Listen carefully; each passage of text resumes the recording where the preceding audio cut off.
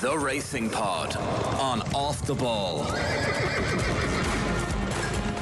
And you're welcome to episode 11 of The Racing Pod on Off the Ball with John Duggan and Johnny Ward. Remember, we're here every Friday with analysis interviews, race previews, tip stories, interviews and crack. The first half of the pod each week free to air. The second part exclusively for members. So be sure to sign up by going to offtheball.com/join. For members this week, we'll preview 5 Grade 2 races at Cheltenham on Saturday, including the Thyestes Chase. We'll also look ahead to a quality card at Doncaster. So subscribe now for all the juicy info and some winners. We did well last week. JPR won, Harmonia Maker. We had a couple of winners last week. Don't forget as well, our first live Racing Pod Roadshow is next Thursday night at the Mason Hotel on Northwalk Quay in Dublin, with thanks to William Hill. Gavin Cromwell, JJ Slevin and Sean Flanagan will be on hand to preview the Dublin Racing Festival. Also, great prize to be won on the night. Tickets are free but limited. So go to offtheball.com/events to book your spot now. 18 plus only. T's and C's apply. Johnny Ward, how are you? How was Gorn? Gorn was really good fun. The deal is, with the people I go with, minibus, breakfast in the Lord Bagnall, which looked like something out of one of those car magazines to entice you to come to Ireland. It was perfectly cooked and tasted actually the same as that, which is sometimes not the case.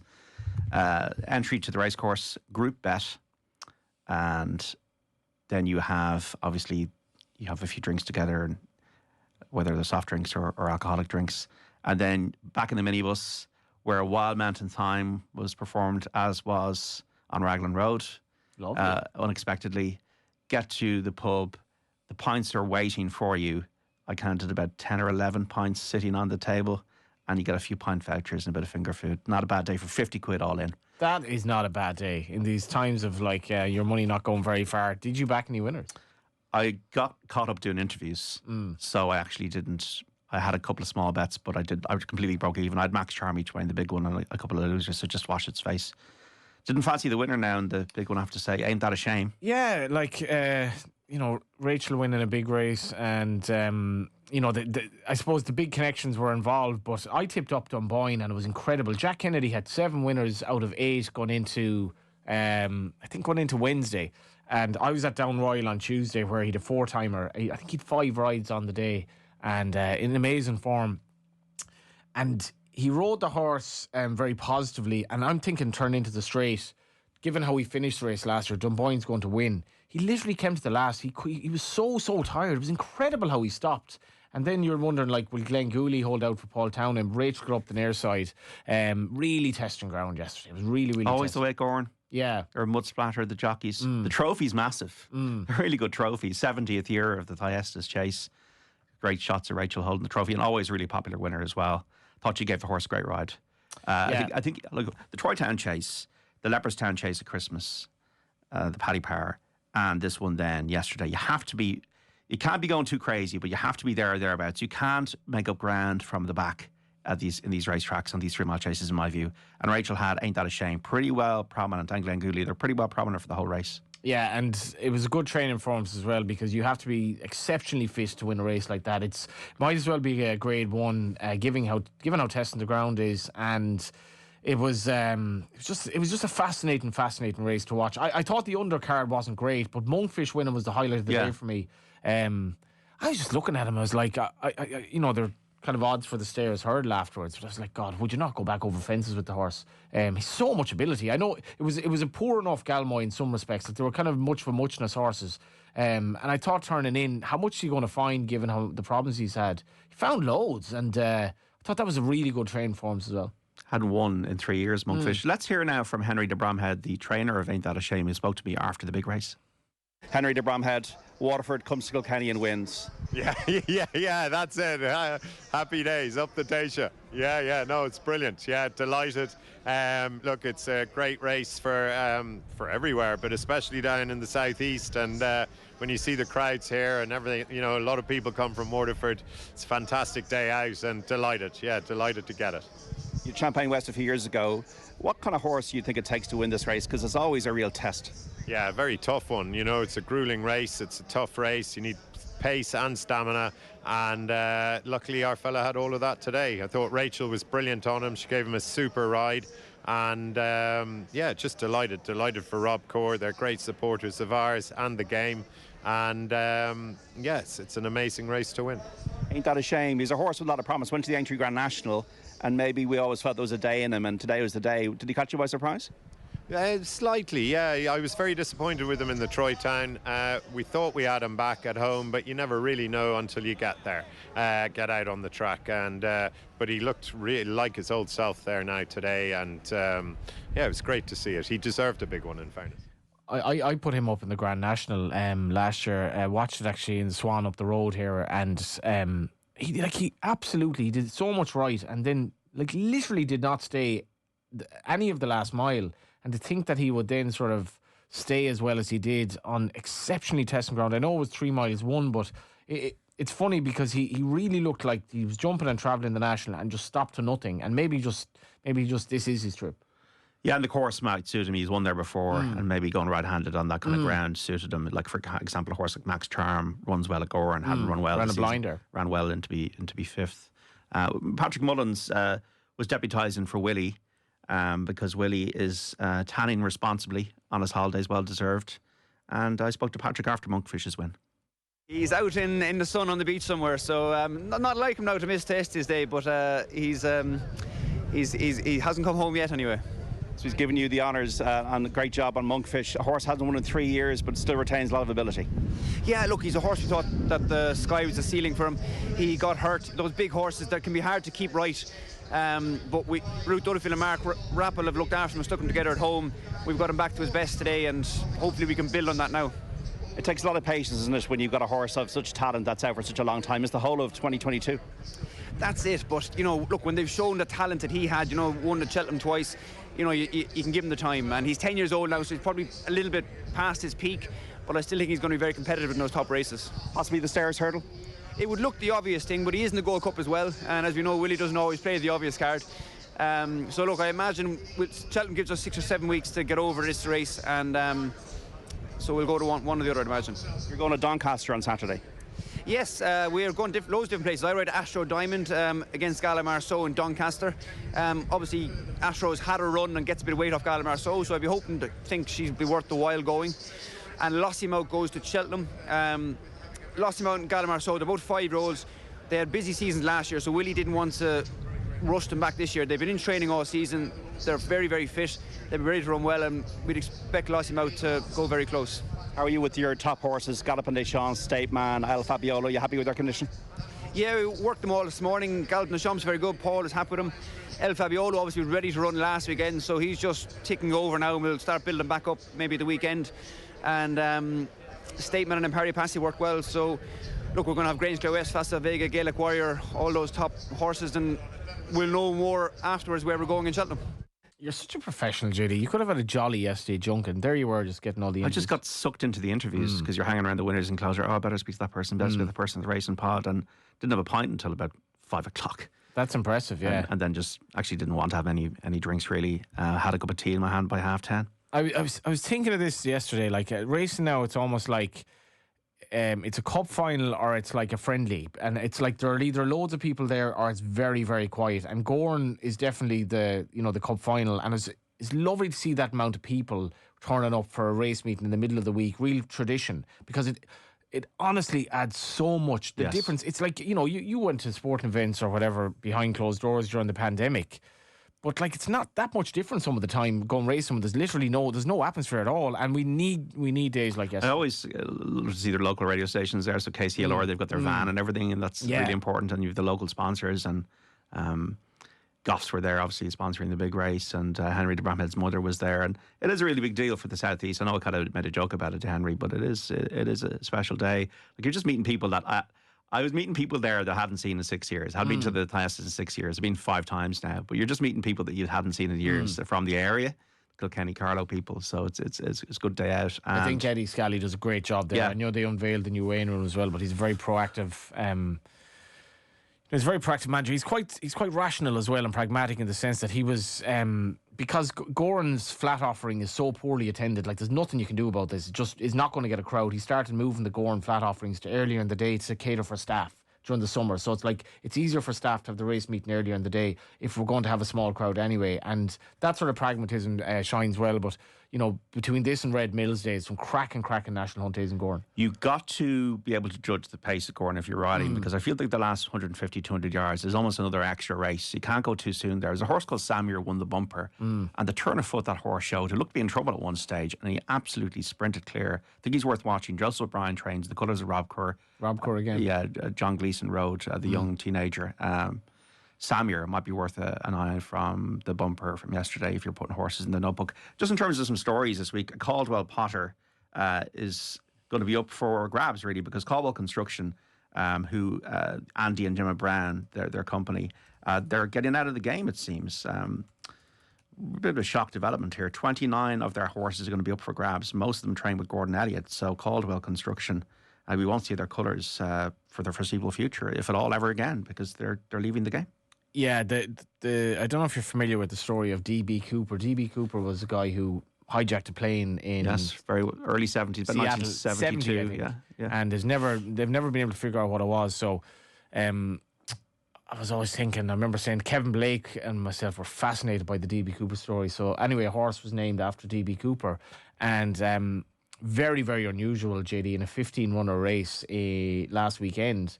He took on Mirror West, who'd be a very good horse, brother to Fernie Hollow. One was sent off 8-11, one was sent off 10-11 in a 15-runner race. I've never seen that before. We have two odds-on shots, not even both 10-11. And D.B. Cooper was obviously very well regarded. Lost his life in that race for these connections. And obviously they've had a bit of bad luck. And Mighty Potter as well. Lost him. Mighty Potter, obviously, going back a bit, he was a very good horse, but according to just looking at, I think Nick Luck's sort of podcast this morning, he said the horses that are going to be sold, they must be sold at auction, cannot be sold privately before can run at the Dublin Racing Festival. So it adds a layer to it. I have to say, I find this absolutely bizarre. I've no idea what's going on here. I'm not doubting what they're saying, but I mean, if you're not getting into the game and expecting bad luck, and they've had bad luck, but they've had a lot of good luck, I don't know what's going on here. Gordon Elliott spoke very well about it, thanked them for their service, but this is just, it's strange, very strange. Who knows?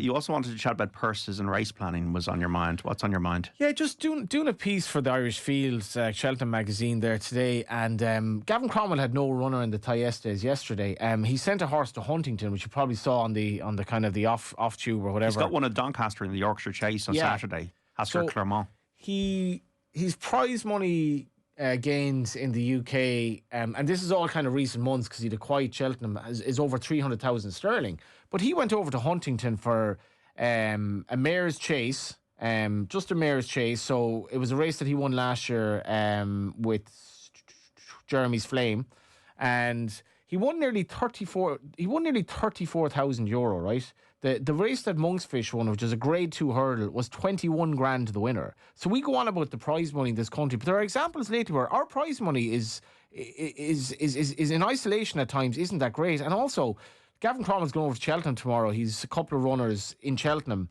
in races in which there's no other Irish runner. So he's gone over to Cheltenham, we'll say, already with the likes of Florin Porter and my mate Mozzie, and has won races in at the big meetings at Cheltenham prior to the March meeting. But he's avoiding the big horses over here. So, we'll talk about the big race in Ireland this weekend, kind of dominated by the Power of Connections. There's actually very good prize money in relative terms in Britain if you can target it properly. But, some of the purses in Ireland lately, Fairyhouse the other day, they really are, considering the cost for everyone else has gone up, they're really not that much to be shouting about. And I just thought 21 grand for a grade 2 hurdle it's really not great money at all for a horse of Monkfish's ability. Because we're talking all the time about Irish prize money being so much better than the UK, and there's nearly 17 million. It isn't. If you figure out that it's much easier to win a race in the UK, it's not that much better in real terms. And the problem is the costs obviously have gone over there. But as a jumps owner in Ireland now, you've almost no chance of taking on the big guns. So at least on the flat you can go to Dundalk. But it's extremely expensive if you're involved in a horse. And our purses at the moment, and I'd be very worried about the funding of racing going forward, because as we know, affordability checks and the gambling referendum are in the offing as well. Okay, so let's look ahead to this weekend's action. For members, we're going to go through a lot of the Cheltenham and Doncaster races, so be sure to subscribe. It's worth your while, in our view. But we're going to go through for the free to air. The Clarence House Chase, the Grade 1 at Cheltenham on Saturday, 2 miles. Good to soft ground, soft in places, 2:25 the post time. John Bon, Fugitive, Elixir de Nuts, Editor Jujit, Nuba Negra. For me, this is a penalty kick. John Bon wins. Rated £8 superior to these. Would agree with Nicky Henderson that he's a maturing horse over 2 miles. Visually very impressive when you won at Cheltenham in November. 12 wins and 2 second places and 14 starts. What you want in a 2 miler is a penalty kick. Would you agree? Yeah, clearly he was to take on El Fabiolo, and to be fair to Connections, we would have had a great clash. The Clarence House can be a cracking race. We've had lots of weather-related issues, so El Fabiolo absolutely, understandably, will stay at the Dublin Racing Festival. I'd like if Nicky Henderson sent Constitution Hill to the Dublin Racing Festival. I don't really see why he shouldn't. He's had one breeze this year where he's won a 10s on, but he campaigns John Bon a little bit more... maybe a little bit more aggressively. So he's having, since February, so he's had like 6 runs in the last sort of 11 months. And I'm coming around to the opinion that, as expressed by Henderson, I think that he wasn't at his best at Cheltenham when he was beaten 5.5 lengths by El Fabiolo. I don't see that, to be honest. No, he's not clashing here, but he should beat these. I'd like to see maybe a more compelling performance than at Sandown, but I feel that the ground was so bad at Sandown for the brother to Duggan. I think he's going to be better here, and I'm excited to see him run. Solarina Mares Novice Hurdle on Saturday, Ferryhouse 2:15, a grade 3, 2 miles, 2 furlongs, 7 runners, soft ground, soft to heavy in places. Once again, Jay de Grugy is looking like the standing dish here. This horse cost 230 grand, won by 15 lengths at Leopardstown at Christmas. She sets the standard ahead of the spring festivals. The one maybe I feel that could give her the most to think about could be Look to the West from the Henry de Bromhead Yard. What's your view? Yeah, four in the first 4 in race card order, trained by Willie Mullins, as you mentioned, is away at the moment, and this is the difficulty in if you're running horses in this grade from Ireland, you're running for a purse of 17.5 grand or whatever. It's not a lot, and you've very little chance to win it. Look to the West beat Bioluminescence. I'm just not sure how good that form is. Yeah, I'm just not sure. I'm Bioluminescence is not a bad horse, but I'm not sure how good that form is in the context of this race. Stepping up in 2 furlongs will definitely suit that horse. But as you mentioned, Jay de Grugy, mare by Dr. Dino, ridden by Paul Townend, well backed at Leopardstown, is a commanding performance. And just, what I like about this as well? Brian Hayes getting the ride. Yeah. And Brian is riding Meeting of the Waters in a big one on Sunday at Naas, which is nice to see. Michael O'Sullivan riding for Willie Mullins. I take note of that as well. Sean O'Keefe, who's obviously quite popular already. Jeu de Sue Alain, who's Adrian Heskin's mount, kind of won in a fashion in Limerick. Took a long time to get going, but you'd imagine Brian Hayes should be on the best of them. Looks very, very promising. Limestone Lad Hurdle on Sunday at Naas, 2:10. The start time, grade 3, 2 miles, 8 runners, soft to heavy ground. Don't like this race in terms of the profile of the horses. Eric the Brave won the Galway Hurdle, then are on an absolute stinker at Tipperary, 8-1 on in the autumn. Most obvious winner, but it's not the strongest, grade 3.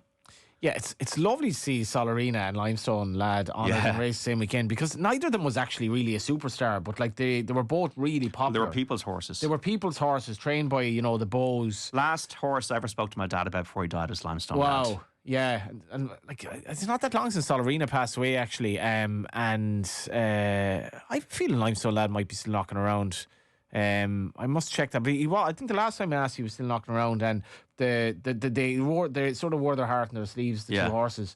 And Solarina's she hasn't done that well at stud, but that often happens. But it's great to see them honoured. And Limestone Lad, I loved him as a horse. As you say, Zarek the Brave, I thought it was a phenomenal performance to win the Galway Hurdle as a 4-year-old. He was 8s on at Tipperary and ran a shocker, but he should win this. Naas Novice Steeple Chase, grade 3, 2:45 Naas Sunday, 3 miles, 1 furlong, 9 runners on heavy ground on the chase course. I think this is about handicappers and graded horses. So the 3 graded horses for me in this race are, let's be clear about it, Embassy Gardens and Sandra Clegane. I can't work out, be clear about it. Does he want 2 miles or 3 miles? He won 1/3. Was disappointing relative to the expectations in the Drinmore Chase. Sandra Clegane was a placed horse at the Albert Bartlett race at Cheltenham and over hurdles, but probably hasn't sparkled yet over fences. Embassy Gardens went off the rails completely over hurdles as a staying horse, but jumped well and won well at Punchestown in December. A bit of the Grange Clare West vibes about this one. So Embassy Gardens, to me, is the horse in form. Are the other 2 capable of beating her? Is there beating him? Is there another one out there, Meeting of the Waters, the horse you put up for the Paddy Park Chase? Who'd you like? Lots of talking points here, let's be clear about it. Obviously, he's a novice, but he's already 9, and Gavin is talking about running him in one of the handicaps at Cheltenham. But I'm like you, JD. I can't figure out what the horse's trip is. The problem, like, he actually ran very well in the Dan and Joan Moore. It was the fact that his jumping let him down. He made a bad mistake, or certainly lost a lot of ground down the back. Couldn't get back into a race in which Uncle Phil dominated from the front. It wasn't a bad run. He's a 5-4 favourite in the Drinmore, 5-4 favourite in the Dan and Joan Moore. So there's an awful lot of confidence behind him. But he's given away here to horses that are good, and I'd have my doubts. Meeting of the Waters wearing a hood is an absolute mystery to me. Like, I didn't think he was that bad in terms of how he settled in the Paddy Power.